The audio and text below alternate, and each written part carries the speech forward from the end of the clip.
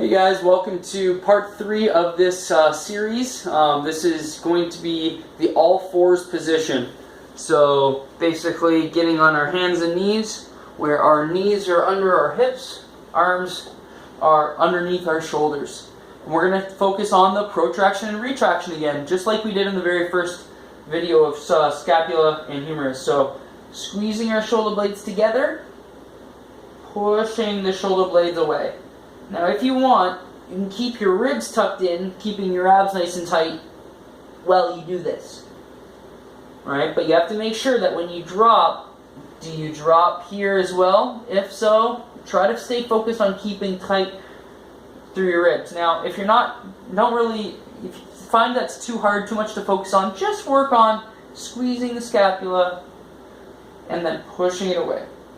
Getting a nice push away too. You want to feel the stretch in your shoulders at all times. Super, super, super important.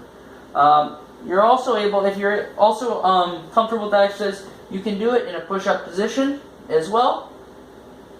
Obviously, there's going to be more load on the shoulders, and there's going to be more load on the core.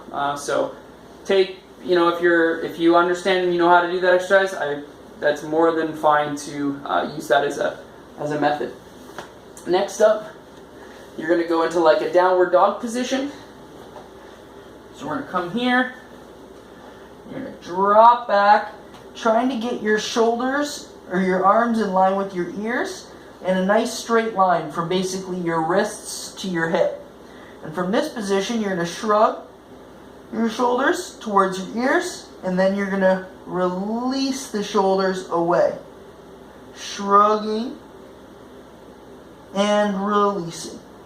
So I'll show you that from this angle, so you can see it a little bit better. So coming here, I'm going to push back. If I need to bend my knees a little bit, I'll do that as well.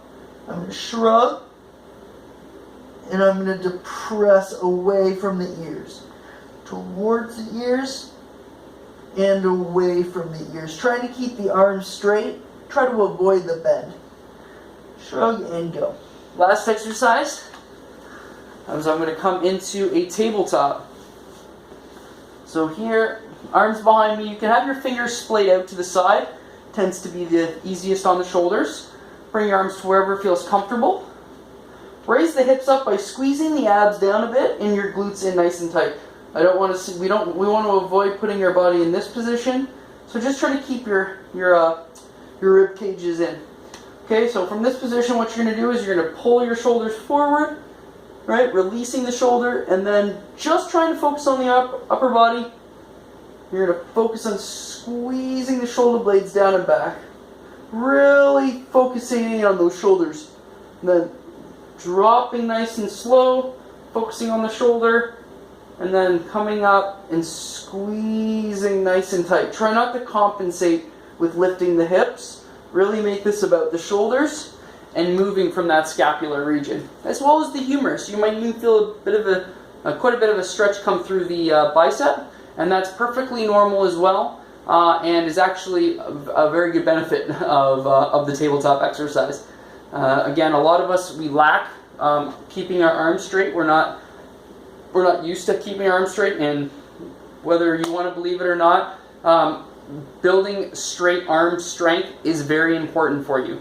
So if anyone ever said, oh, don't ever straighten your joints, whatever body your body is capable of being put in, it can be strengthened in. And believe it or not, your joints can handle a lot. Just look at gymnastics people. They have amazing joint integrity because they train it. If they didn't, they would never be able to do what they were able to do. So something interesting to think about.